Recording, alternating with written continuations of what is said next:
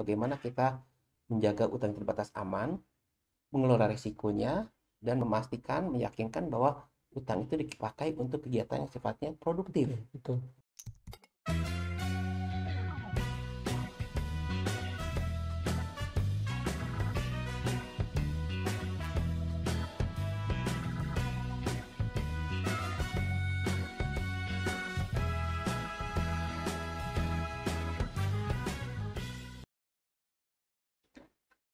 Halo Sobat Maestro, jumpa kembali dengan The Maestro, media para maestro berbagi info.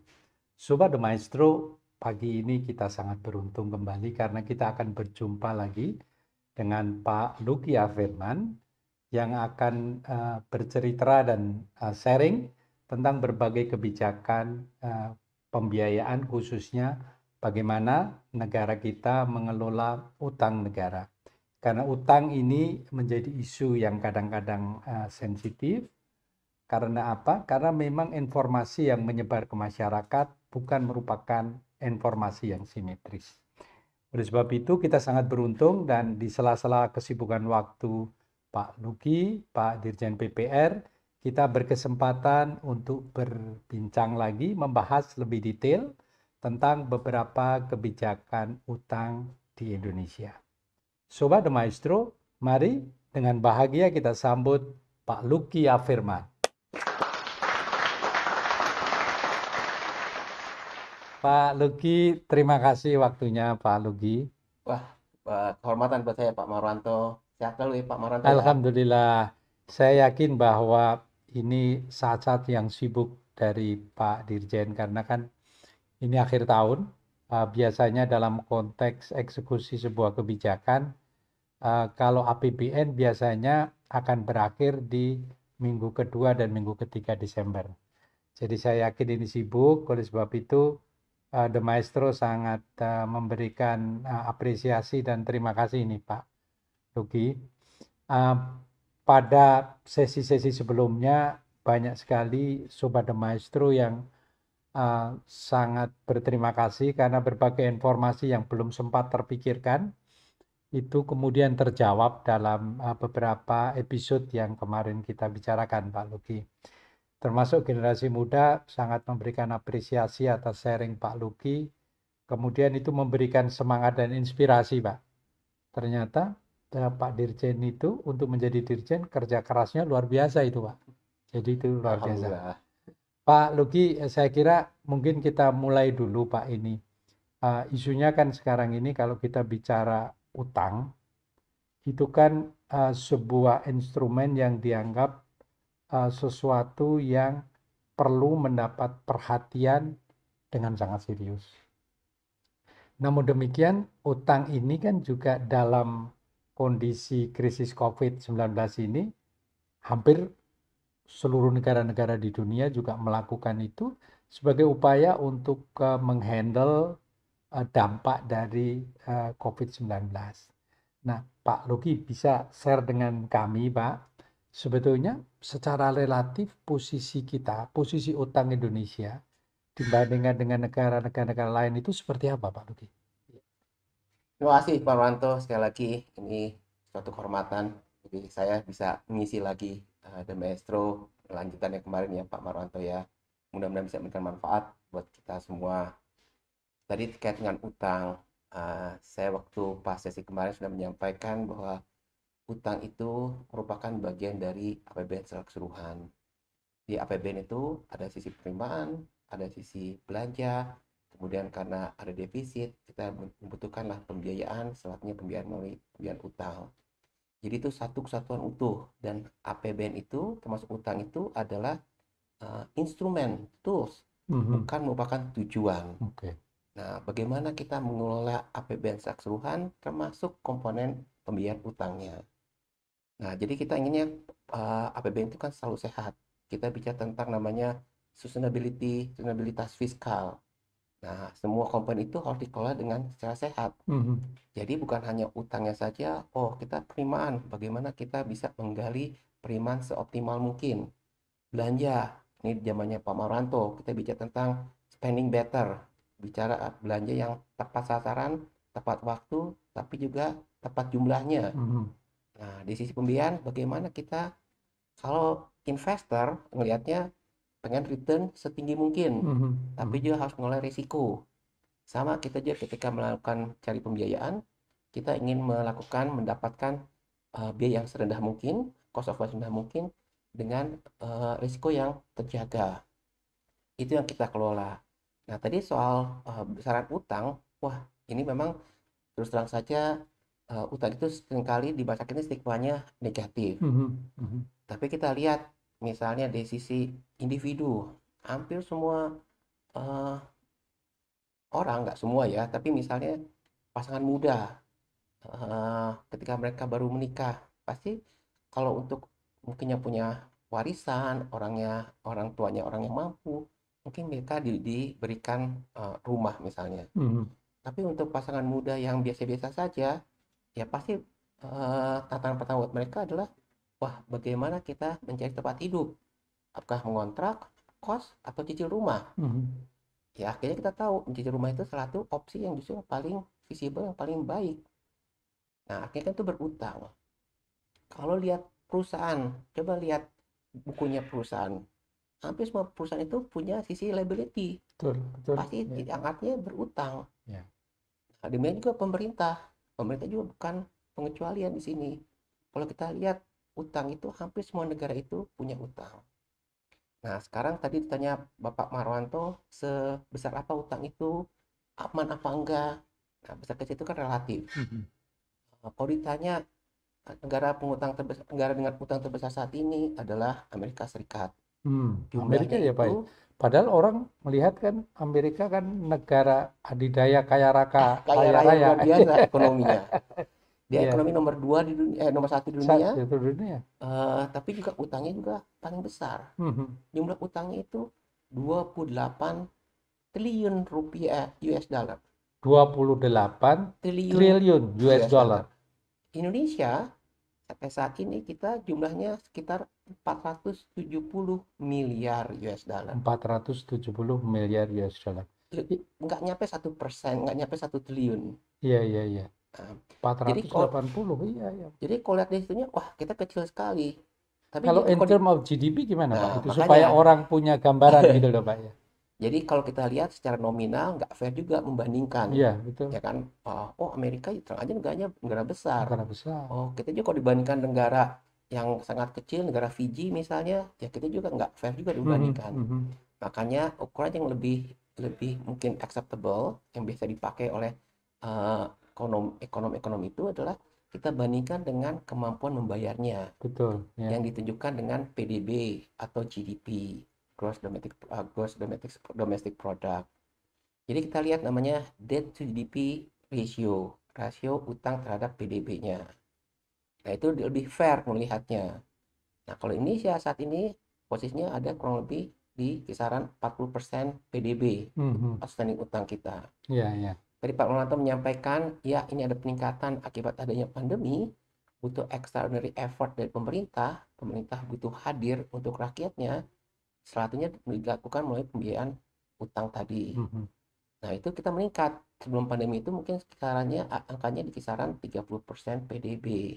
Sebelum pandemi Sebelum ya Pak ya. pandemi, sekarang 40% PDB. Nah coba kita lihat negara lain, tetangga kita itu Thailand, Filipina itu angkanya di kisaran 47-49% PDB.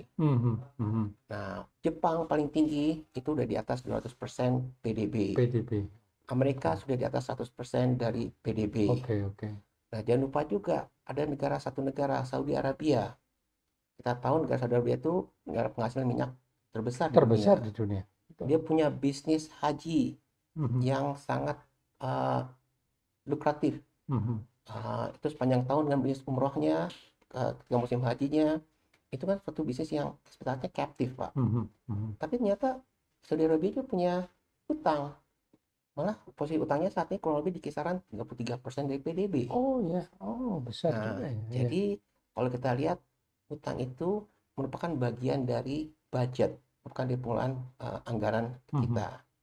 Saya setuju yang jadi inti permasalahan yang harus jadi perhatian adalah pertama memang besarannya, Oh, kita juga nggak mau terlalu besar. Betul, Makanya kita betul. di Undang-Undang Keuangan Negara sudah ada pembatasannya. Batasan maksimal ya. Jadi maksimal itu kalau kita bicara tentang akumulasi utang kita tidak boleh melebihi dari 60% dari PDB. PDB. Nah, tadi kan posisi kita saat ini ada 40% PDB, masih jauh. Mhm. Kemudian juga untuk uh, defisit anggaran tiap tahun dibatasi maksimum 3% dari PDB. Tadi Pak Malanto menyampaikan, oh ini kondisi pandemi adalah kondisi yang sifatnya extraordinary. Nah, makanya pemerintah menerbitkan Perpu nomor 1 tahun 2020 yang kemudian telah disahkan menjadi Undang-Undang nomor 2 tahun 2020, di mana kita melakukan relaksasi selama masa pandemi ini. Budget defisit kita, defisit anggaran kita diizinkan untuk melebihi 3% PDB. Tapi cuma 3 tahun. Mhm. Harapannya 3 tahun itulah masa yang cukup kita untuk bisa menangani pandemi dan kita bisa kembali lagi ke disiplin fiskal kita, menerapkan 3% PDB tadi itu mulai tahun 2023. Mhm. Makanya kita punya 3 tahun, sang tahun 2021 udah tahun yang kedua, tahun depan tahun 2022 adalah tahun terakhir kita bisa melakukan relaksasi ini. Oke, oke. Tapi kita juga harus merancang sedemikian rupa kita nggak mau nanti istilahnya kaget. Ya, jadi kita melakukan konsolidasi fiskal, kita inginnya soft landing. Mhm. Jadi kita nurun, jadi kita siap nanti di tahun 2023 untuk kembali ke 3% PDB, defisit anggaran kita.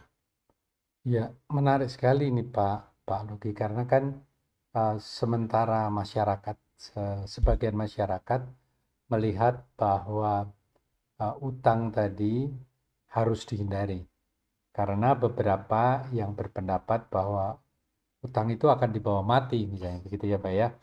Nah, padahal sebetulnya dalam pengelolaan negara, negara-negara Muslim pun, negara-negara Islam pun, bahkan Saudi Arabia pun sekarang menerapkan pengelolaan financing dari utang ya Pak ya. Jadi yang paling penting saya kira apakah utang itu membawa manfaat bagi seluruh rakyat di negara itu ya Pak ya. Kemudian utang juga bisa dikelola secara prudent, secara hati-hati, dan kemudian ada batasan maksimum yang masing-masing negara memang punya toleransi yang berbeda-beda ya Pak Luki ya. Jadi terima kasih Pak Luki, ini mudah-mudahan ini memberikan inspirasi bahwa apa yang kita lakukan selama ini dengan menggunakan financing dari utang ini merupakan best practices dari instrumen fiskal. Boleh sedikit menambahkan Pak Iya, Maranto ya. silakan Pak. Jadi tadi saya ingin tepat sekali sampaikan Pak Maranto. Kita berbicara tadi yang soal tanda kutip aman tidaknya. Ya. Kita bicara tentang bagaimana mengelola utang secara baik. Tapi kemudian juga jangan lupa justru tadi yang manfaatnya. Mhm. Jadi kalau utangnya masih terjaga tapi memang kurang bermanfaat, Mhm. itu juga kurang baik juga. Jadi memang kombinasi adalah bagaimana kita menjaga utang terbatas aman, mengelola risikonya, dan memastikan, meyakinkan bahwa utang itu dipakai untuk kegiatan yang sifatnya produktif. Betul, betul. Ya. Nah, jadi mungkin yang bisa perlu diketahui juga oleh teman-teman sekalian misalnya, uh, kita punya memang utang itu kita arahkan untuk membiayai kegiatan-kegiatan yang produktif. Mhm. Ada beberapa instrumen yang memang kita arahkan untuk membangun proyek-proyek infrastruktur misalnya. Iya, iya. Mungkin Kita perlu di-share ini Pak, supaya publik tahu, oh untuk ini tahu gitu ya Pak. contoh konkretnya, kita di Jakarta kita punya MMRT. MRT, MRT itu betul. dibangun dari pinjaman, Iya, dari iya, utang. iya. Dengan adanya MRT ini kan terlihat transportasi publik ini terluas masa itu jauh lebih baik, Betul, betul. bisa mengurangi kemacetan, Kemacetan. bisa mengurangi polusi. Eh, Makanya MRT ini baru satu satu jalur saja nih, satu line saja kan. Kita akan perpanjang lagi sampai ke utara, nanti akan kita perpanjang lagi ke barat dan ke timur misalnya. Mhm. Itu contoh konkretnya. Contoh lain lagi mungkin di daerah kalau Bapak ingat ada namanya jembatan Yutefa di Papua yang warna Mhm. merah itu Pak. Iya, iya, iya, betul. Itu jembatan Itu Pak, ikonnya Papua ini ikonnya Pak itu sekarang Pak. jadi betul. Itu dibiayai dari sukuk proyek. Oh, Jadi cukup. diterbitkan dari SBSM proyek yang didedikasikan dipakai biayanya Untuk hasilnya membangun itu proyeknya itu untuk membangun jembatan tersebut. jembatan. Jadi ternyata setelah kita lihat sebelumnya itu untuk menempuh jaraknya itu kurang lebih memutar itu jaraknya kurang lebih 35 km. Hmm, butuh waktu 1 jam. oke. Dengan ada jembatan Yutefa ini, itu bisa dipotong jadi hanya sekitar 12 kilometer dengan jarak tempuh kurang lebih 10-15 menit. Oh, luar biasa Dan ya. jauh lebih cepat, jauh lebih volumenya pun lebih lebih luas, Hmm, hmm, lebih lebih besar lah. Itu contohnya. Di dunia pendidikan, kami juga membantu pembangunan universitas, pembangunan perguruan tinggi Islam, UIN, IAIN misalnya, itu juga banyak dibantu juga dengan pembiayanya dari SBSM proyek hmm, misalnya. hmm, hmm, hmm. Nah, itu memberikan manfaat konkret bagi bagi masyarakat. Yang berikutnya lagi soal pengelolaan risiko. Nah, risikonya kan harus hati-hati. Jumlahnya mungkin 40% PDB, tapi gimana dengan risikonya? Karena kembali lagi kita berhadapan dengan kondisi market misalnya yang sangat fluktuatif. Hmm, hmm, hmm. Nah, misalnya makanya kita melakukan diversifikasi. Jadi, kita menerbitkan surat berharga negara itu tidak hanya dalam rupiah, tapi juga dalam mata uang asing. Jadi, dalam bentuk US dollar. Kenapa dalam bentuk US dollar? Karena kita juga punya kewajiban dalam bentuk US dollar misalnya. Tapi dia juga nggak bisa banyak-banyak. Nanti kalau misalnya kena hit jadi depresiasi seperti tahun 98, itu kan langsung kena, kita akan sangat terpukul. Jadi kita harus melihat komposisinya. Hmm, hmm. Dan bukannya US dollar, kita juga punya mata uang yang lain, misalnya euro, misalnya yen. Hmm. Itu namanya kita sebut currency risk, bagaimana kita manage, mengelola risiko currency. Ada juga risiko yang disebut interest risk. Nah, interest risk ini karena kita bicara dengan instrumen market, itu kan akan tadi fluktuatif juga. Mhm, mhm, Jadi kalau kita ada yang namanya variable rate, wah kalau rate-nya lagi naik, wah kita kena kena hit juga. mhm, Tapi mhm, kalau kita pakai yang fixed rate, yang lebih yang tetap, itu kan lebih aman. Tapi mhm, biasanya memang lebih sedikit lebih mahal. mhm. Tapi dia bisa mengabsorb kalau ada gejolak Iya, misalnya. betul, betul.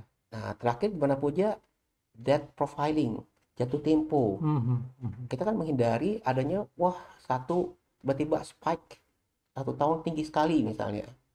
Nah, gimana kita mengaturnya itu lebih merata, jatuh temponya itu, oh ada yang 5 tahun, ada yang 7 tahun, 8 tahun, sedemikian rupa, mhm, sehingga mhm, kita bisa selalu mengelola itu secara lebih terkelola risikonya. mhm. Itu yang kami lakukan, bagaimana kita mengelola uh, portfolio utang kita secara prudent, secara hati-hati, dengan tujuan ya kita ingin cost-nya serendah mungkin, tidak membebani rakyat itu tidak terlalu banyak, tapi sisi lain juga risikonya juga harus terus kita jaga dengan baik. Iya, artinya ini menjawab berbagai kekhawatiran Pak Luki bahwa kadang-kadang ada sebagian masyarakat yang mengkhawatirkan mampukah kita membayar, mampukah kita mengelola risiko yang bakal muncul, dan sebetulnya pada saat Kementerian Keuangan dalam hal ini selaku Bendahara Umum Negara yang tugas pokoknya diemban oleh Pak Luki, itu pada saat melakukan itu sudah menghitung semua risiko yang bakal kita hadapi di masa yang akan datang ya Pak. Betul sekali Pak. Jadi kalau lihat di prosesnya juga, ketika kita bicara tentang mulai perancangan APBN sampai kemudian disahkan oleh APBN, kita itu membicarakannya itu mendiskusikan itu dengan DPR Mhm, misalnya. Jadi semua komponen itu dibahas di Septinas, didiskusikan dengan DPR. mhm, Jadi tadi mulai sisi penerimaan, berapa yang perlu kita kumpulkan, belanja untuk apa saja, belanja pusat, belanja daerah, mhm, kemudian ada pembiayaan, ada pembiayaan investasi, misalnya bentuk capital injection PMN kemana saja, termasuk juga pembiayaan utang ini akan seperti apa. Jadi pertama itu sudah ada pagernya juga, kita membicarakan ini dengan wakil rakyat, dan itu disetujui oleh wakil rakyat. ya, ya, Kemudian kita melaksanakannya, itu pun kita nanti setelah selesai diaudit oleh BPK. BPK, betul. BPK juga akan melihat nih pengelolaan APBN secara keseluruhan seperti apa, termasuk pengelolaan utang kita. Maka kadang-kadang juga ada pemeriksaan khusus terkait dengan pengelolaan utang ini. Jadi ya kita terbuka, kita sangat transparan, sangat terbuka, open. Kita kita kita lihat dan kita terbuka akan segala atas segala masukan misalnya. Ya BPK menemukan beberapa kelemahan, ya kita perbaiki Mhm, bersama-sama. mhm, Tapi proses itu yang ingin kami sampaikan adalah proses yang insya Allah kita jaga tata kelolanya, governance-nya kita jaga. Kita melibatkan wakil rakyat, kita melibatkan BPK, auditor mhm, independen negara untuk menjaga negara ini. mhm, mhm, Jadi insya Allah itu semua kita jaga bersama-sama sebetulnya Iya, iya. prosesnya. Alhamdulillah kita menjadi confident ini Pak ya. Menjawab keraguan yang sering muncul ini Pak Luki. Bahwa kita we manage utang ini dengan sangat profesional saya kira gitu. Nah Pak Luki, nampaknya kan publik ini juga belum begitu tahu sebetulnya pada saat kita bicara utang. Uh, Mungkin yang muncul, yang sering muncul Pak Luki, itu bahwa kita utang kepada luar negeri. Bahkan pada negara tertentu gitu. Dan bahkan kadang-kadang masih teringat pada masa kita Krismon waktu itu Pak. Karena kita kemudian terikat pada berbagai kesepakatan dengan lembaga-lembaga multilateral terutama dengan Bank Dunia dan IMF waktu itu. Nah, kalau kita melihat konteks utang outstanding loan yang kita miliki ya Pak ya, dugaan saya sebetulnya utang-utang yang berasal dari luar negeri yang waktu itu dikritisi, sebetulnya kan semakin lama menjadi semakin turun ya Pak ya. Dan kemudian bahkan justru setelah krisis moneter kita memperkenalkan adanya government bond dengan variasi yang sangat banyak sekali. Nah, kalau kita melihat komposisi antara utang dalam negeri ya Pak ya, yang betul-betul kita explore dari masyarakat Indonesia dalam bentuk issuing the government bond dengan utang-utang multilateral Pak atau bilateral dengan luar negeri, posisinya saat ini seperti apa Pak?